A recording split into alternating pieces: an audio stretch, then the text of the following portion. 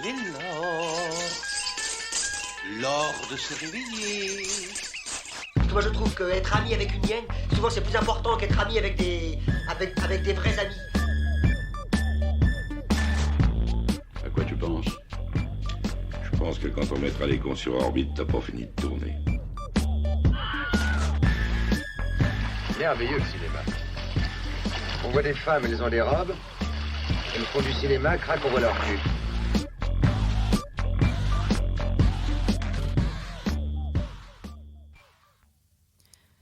Conjuguer le cinéma de la nouvelle vague au féminin, ça donne quoi? Bonjour à toutes et à tous, bienvenue dans cet épisode dédié à Agnès Varda et à son film Cléo de 5 à 7. C'est Olga pour Sorbonne Universiné. Doucement, s'il vous plaît. Et maintenant, Tout droit.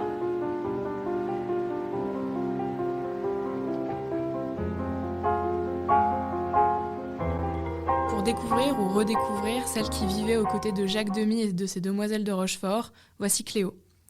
Cléo de 5 à 7, c'est l'histoire en temps réel d'une jeune femme en danger de mort qui erre dans Paris entre 17 et 18h30.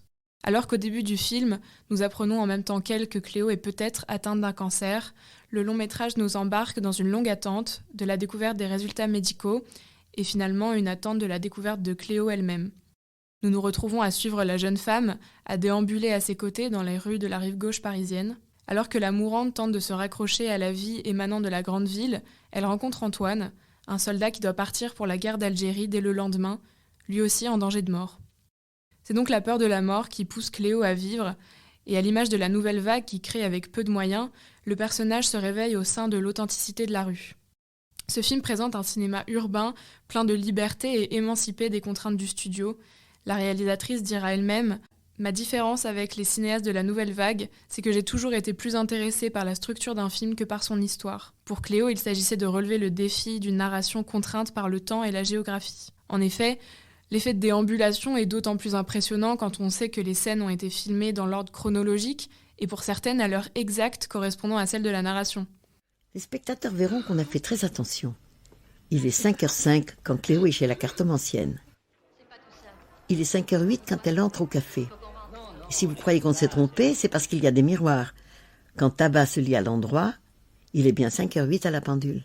Le film peut aussi être scindé en deux. Durant les 45 premières minutes, Cléo est clairement le sujet regardé à la fois par les passants et par nous, spectateurs, de la même façon d'ailleurs qu'elle s'observe elle-même dans le reflet des nombreux miroirs. Cependant, lors des 45 prochaines minutes, le regard change. Et à la manière d'un chant contre chant, c'est Cléo qui nous dévisage. Elle arrache sa perruque et sort de la coquetterie. Au bout de 45 minutes, la belle Cléo, elle sent que ça craque. La baby-doll, la poupée, la petite star blonde et tout ça, ça craque. De 5 à 7, Paris passe de l'hiver au printemps et Cléo du cancer à la vie. Et la femme s'extrait de l'objet regardé pour devenir le sujet regardant. Agnès Varda disait « Le premier acte féministe d'une femme, c'est de regarder.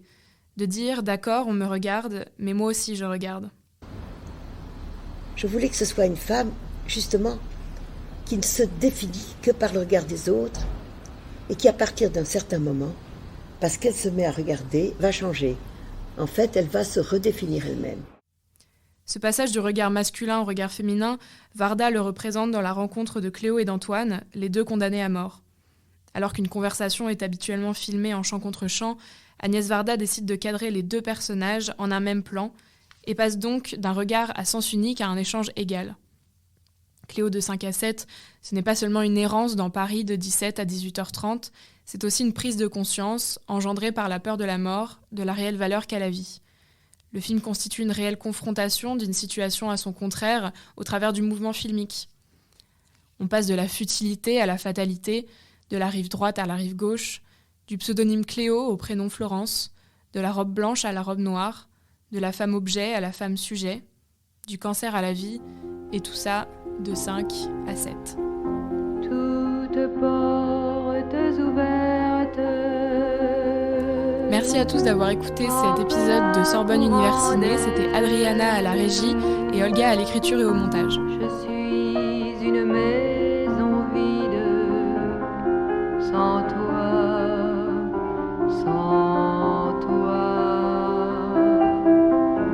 comme une île déserte